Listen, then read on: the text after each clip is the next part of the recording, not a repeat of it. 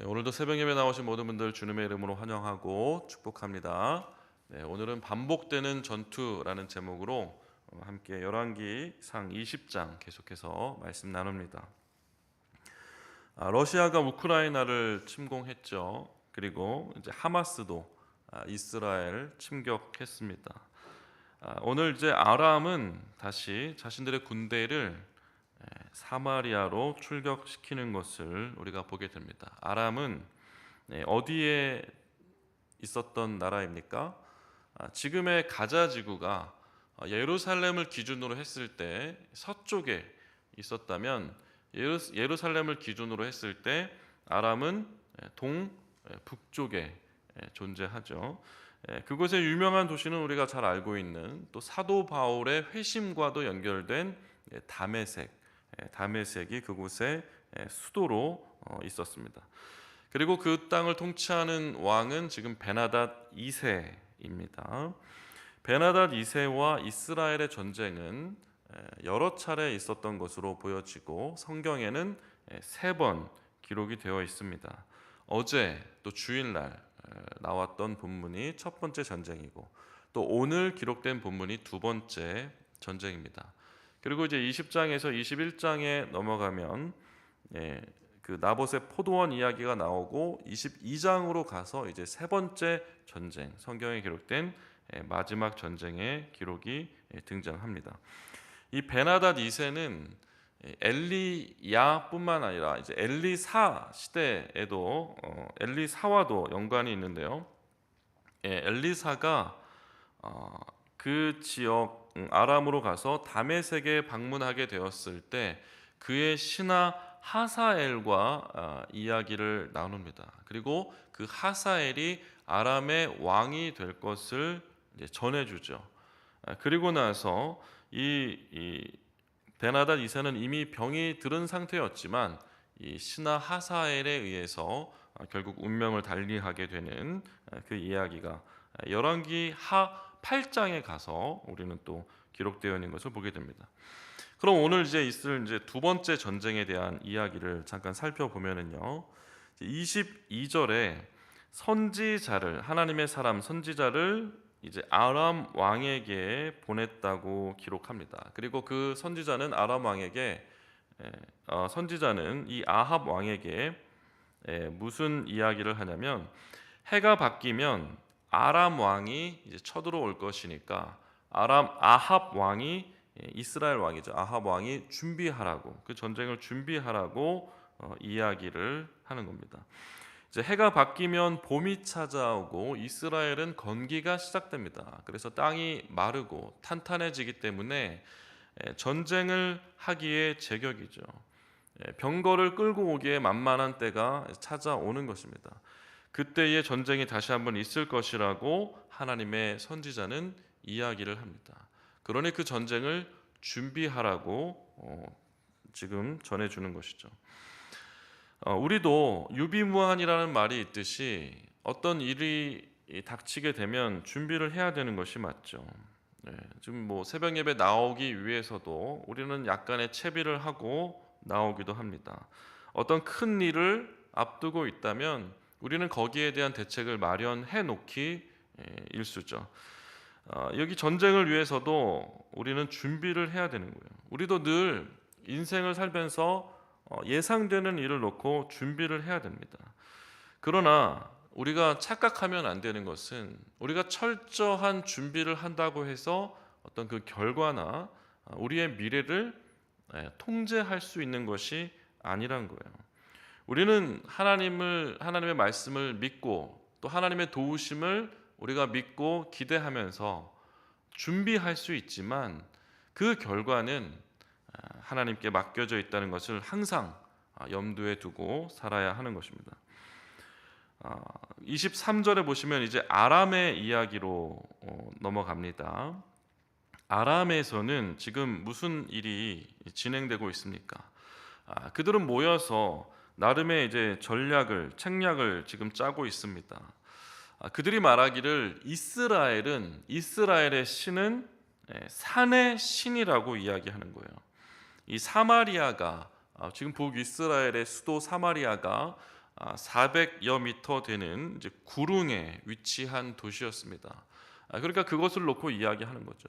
그 사마리아라는 도시가 구릉에 위치했기 때문에 지정학적인 위치로 인해서 우리가 첫 번째 전투에 패했다. 그리고 그들의 신은 산의 신이 아니냐, 이렇게 말하는 거예요. 당시의 어떤 신의 이해는 특정 지역을 관할하는 신, 아니면 특정 역할을 담당하는 신으로 당시 사람들은 신을 이해했어요. 그래서 바알에게 비를 내려달라고 그 제사장들이 온갖 일을 했던 것처럼, 하나님도 이스라엘에 섬기는 신도 그 산을 관장하는 신이라고 그들은 이해했던 것입니다. 그래서 평지에서 싸우면 반드시 그들보다 강할 것이라고 이야기를 하죠. 그리고 24절에 왕들을 제하고 총독들을 세우라라고 말합니다. 여기서 왕들이라는 것은 오늘 본문 이제 20장 1절에 보시면 이 베나닷 왕이 첫 번째 출전을 앞두고 32명의 왕들을 모아 함께 왔다고 기록을 하고 있는데요. 그것을 말하는 것이죠. 이 32명의 왕들이 도대체 어디에서 왔는지는 알 수는 없습니다. 다만 이 당시 왕의 개념은 우리가 지금 생각하는 그 국가의 왕의 개념과는 조금 다르고, 쉽게 이해를 돕기 위해선 족장 정도로 이해를 해도 무관할 것입니다. 그렇게 32명의 왕들을 데리고 왔었지만 이제 그들을 돌려보내고 이제 총독들을 세워서 전쟁에 나가야 된다. 이런 책략을 피고 있는 것이죠. 그리고 25절에 보시면 군대와 병거를 보충해야 된다. 그리고 평지에서 싸우면 반드시 승리하게 된다라면서 뭔가 이제 의기양양한 모습을 보이고 있는 것이에요. 자기들 나름대로 특별한 어떤 술책을 세우고 그것이 이제 전쟁을 이기게 되는 계략이 될 것이라고 확신하고 있는 것이죠. 또 26절에 보시면 이제 해가 바뀝니다. 그리고 베나닷이 아벡으로 올라왔다고 기록을 합니다. 이 아벡은 사마리아 근방에 있는 도시입니다. 27절에 또 양 국가가 진을 치고 이제 대치하게 됩니다. 근데 여기서 참 이제 너무나 상반된 모습을 우리가 보게 돼요. 이스라엘 군대의 모습들, 하나님의 편에 선 그 군대의 모습들의 모습은 두 무리의 적은 염소떼 같다고 기록을 하는 거예요. 그리고 아람의 군대는 어떻습니까? 그 땅에 가득했다라고 기록합니다. 자, 둘이 싸우면 누가 이기겠습니까? 두 무리의 염소떼 같은 그 군대와 그 땅에 가득한 군대가 지금 10만도 넘지 않습니까? 12만 7천 명. 그냥 얼핏 여기 나와 있는 기록만 해도 12만 7천 명. 그들과 두 무리의 염소떼가 싸우면 누가 이기겠습니까? 당연히 12만 7천 명에 달하는 군대가 이기는 것이에요. 하지만 어떻습니까? 철저하게 아람의 군대는 준비하고 왔지만 그들은 하나님에 대해 정확히 이해하지 못하고 있었어요. 그들은 하나님에 대한 오해를 가지고 철저한 준비를 하고 왔습니다. 결국 아람 군대는 패하게 되는데요. 그 패인은, 그들의 결정적인 패인은 하나님에 대한 오해에 있었다는 거예요. 그래서 28절 말씀에 보면 나옵니다. 우리 28절 오늘 본문의 핵심적인 내용인데요. 우리 한번 같이 한 목소리로 다시 한번 읽어보겠습니다. 28절입니다. 시작. 그때에 하나님의 사람이 이스라엘 왕에게 나와 말하여 이르되 여호와의 말씀에 아람 사람이 말하기를 여호와는 산의 신이요 골짜기의 신은 아니라 하는도다. 그러므로 내가 이 큰 군대를 다 내 손에 넘기리니 너희는 내가 여호와인 줄을 알리라 하셨나이다 하니라. 그렇습니다. 하나님의 사람이 다시 이스라엘의 왕에게 이야기를 전해주는 거예요. 어떤 오늘 부분에, 오늘 이야기의 핵심을 담고 있어요. 아람이 말하기를 여호와는 산의 신이요 골짜기의 신은 아니라 라고 이야기하는 거예요. 잘못된 하나님에 대한 이해를 가지고 있다고 말하죠. 그러나 어떻습니까? 이 큰 군대를 다 너희 손에 오늘 넘기겠다고 말합니다. 너희는 그럼으로써 내가 여호와인 줄 알리라. 너희는 내가 여호와인 줄 알리라.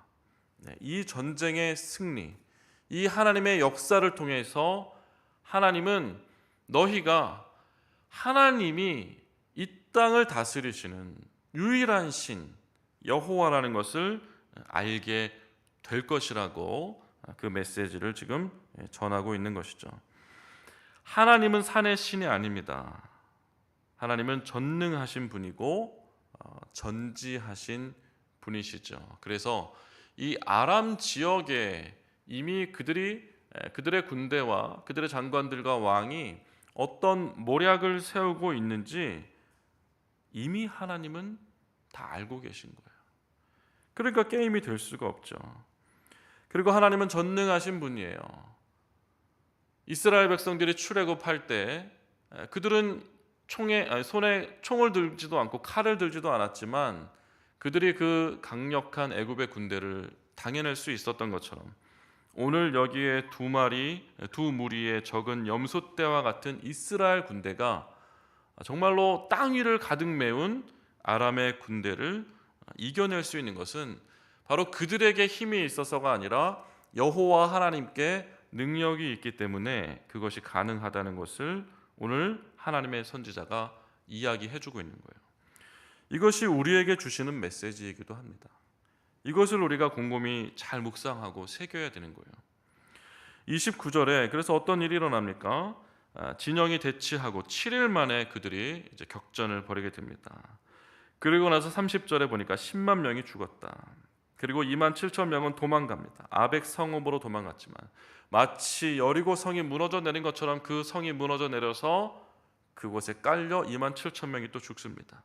베나닷은 성읍 골방으로 숨어들었다고 이야기합니다. 이 아람의 왕이 이제 도망가서 숨어든 거예요. 32절에 보니까 이제 베나닷이 살려달라고 청하기로 이제 하는 거죠. 신하들을 통하여 살려달라고 이제 청합니다. 아합이 그 이야기를 들었어요. 베나닷이 살아있냐? 아람의 왕이 살아있냐? 아이고, 그는 내 형제라라고 말합니다. 그리고 나서 이제 34절에 보시면 이제 오늘의 마지막 절인데 이렇게 기록합니다. 이 베나닷이 두 가지 약조를 하는데 무슨 약조냐면 지금까지 이제 아람이 북이스라엘에게서 빼앗았던 성읍. 그러니까 북이스라엘은 지금까지 아람의 속국이었어요. 아람의 조공을 바치고 아람의 눈치를 살펴야 되는 속국이었는데 빼앗겼던 성읍을 다시 돌려주겠다. 그리고 우리의 도시, 우리의 서울 다메섹에 지금 우리 지금 삼성동에도 테헤란로가 있지 않습니까? 이란의 테헤란을 이제 지명해서 그런 것처럼 아합의 거리를 만들어 주겠다라고 하는 거예요. 네, 그 이야기를 들으니까 아합이 이 조약으로 당신을 놓으리라 하면서 뭔가 기분이 좋아서 우쭐대는 그 모습을 보게 되는 것이죠. 자, 이것이 오늘의 이야기입니다. 이제 오늘 이제 말씀을 마무리하면서 정리를 하면은요, 두 가지로 정리를 할 수가 있습니다. 첫 번째는 재주는 곰이 부리고 돈은 누가 받습니까? 여기 왕씨가 안 계시니까 왕서방이 받는 거예요. 이런 실수를 우리도 충분히 할 수 있다는 것이죠. 재주는 항상 하나님이 다 부리십니다. 그러나 그 영광은 우리가 취하는 일들이 너무나 많습니다. 우리는 아무렇지도 않게 우리 주변에 있었던 일들을 자랑 삼아 이야기합니다. 그리고 우리에게 과거에 있었던 일들을 또 자랑 삼아 남들에게 이야기하죠. 그것이 우리의 일상이 되곤 하죠. 오늘도 우리는 우리의 일들을 자랑할 것입니다. 하지만 사도 바울은 십자가 외에 자랑할 것이 없노라고 그렇게 말씀하였지만은 우리는 도무지 십자가를 자랑하기보다는 우리의 것을 자랑하는 데 바쁜 모습을 우리가 보게 됩니다. 하나님은 이 모습을 통해서 거울 삼아 보라는 거예요. 아합의 모습 비웃지 말고 그 모습이 우리에게도 있지 않냐. 아합을 거울 삼아 보라는 겁니다. 또 두 번째는 열왕기서에 계속해서 드러나는 거예요. 성경학자들이 항상 이야기하는 내용은 무엇이냐면 하나님의 역사는 있지만 하나님의 메시지는 없다는 거예요. 하나님의 역사는 분명하게 나타납니다. 불의 역사도 있었습니다. 비가 내리는 역사도 있었습니다. 첫 번째 전쟁에도 승리했습니다. 두 번째 전쟁에도 지금 승리합니다. 하나님의 역사는 계속합니다. 하나님의 선지자는 메시지를 분명히 전했습니다. 이로써 너희는 내가 여호와인 줄 알리라. 이 전쟁의 승리를 통해서 하나님이 주시고자 하는 메시지는 이거였어요. 그러나 하나님의 역사만 취하고 하나님의 메시지는 잊어버립니다. 예수님께서도 그 수많은 기적을 통하여 예수님이 바로 이 땅을 구원하기 위해 오신 메시아라는 것을 증명했어요. 죽은 자를 살리시고 병든 자를 고치시면서 그 수많은 이적과 기적을 통하여 예수님은 메시지를 가지고 그들에게 전해주셨어요. 하지만 사람들은 그 하나님의 기적만 경험하고 메시지는 다 잊어버립니다. 이스라엘 백성들이 홍해를 건너고 나서도 그 홍해는 경험했지만 그것을 통해 주신 하나님의 메시지는 다 잊어버리는 거예요. 우리도 마찬가지입니다. 오늘 하나님은 역사하고 계시죠. 오늘도 역사하세요. 그 역사를 통해서 하나님은 적지 않은 메시지, 분명한 메시지를 우리에게 주고 계시다는 거예요. 우리가 하나님께서 부린 재주를 그대로 가로채는 모습이 우리에게 있는 것처럼 하나님께서 분명히 역사하시고 그 안에 담아두신 메시지를 가지고 찾아오시지만 우리는 하나님이 주신 그 역사만을 경험하고 그 메시지는 들으려고 하지 않는, 도무지 새기려고 하지 않는 그 마음들이, 그 아합의 마음이 우리에게도 있다는 것을 말씀을 통해 깨닫게 하시는 것입니다. 항상 주님께서 주시는 말씀을 겸허히 받고 우리를 자랑하기보다 그리스도를 드러내는, 그리고 하나님의 메시지를 마음에 새기는 우리가 될 수 있기를 주님의 이름으로 축복합니다.